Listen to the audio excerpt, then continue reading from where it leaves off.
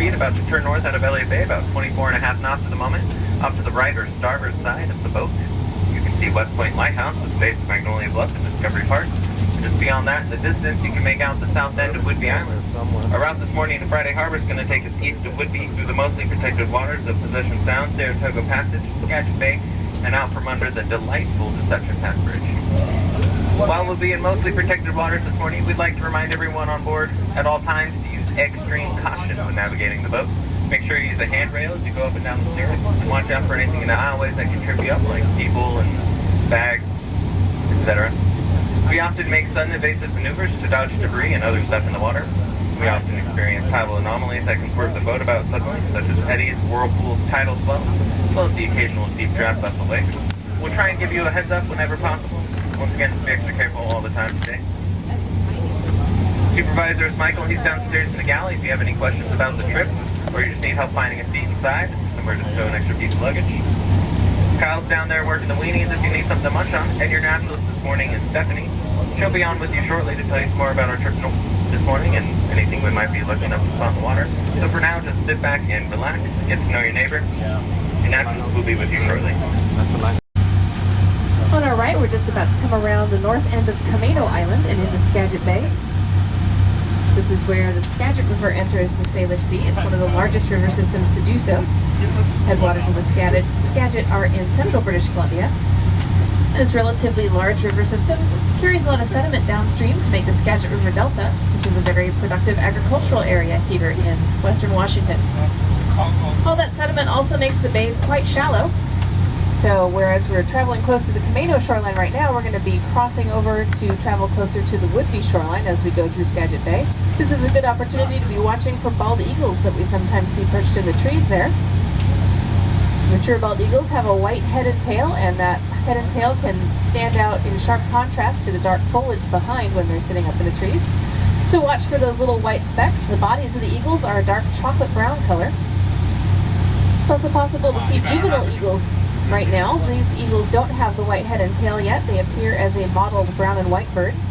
They actually seem a little bit bigger than the adults because that first set of feathers that they grow is longer than their adult plumage.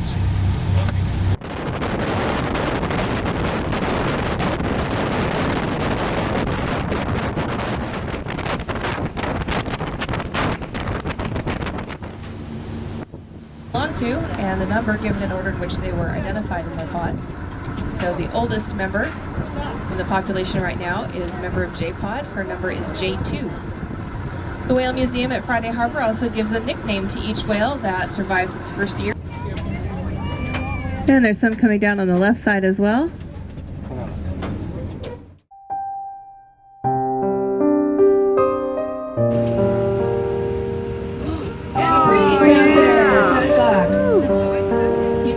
Sometimes they do it twice.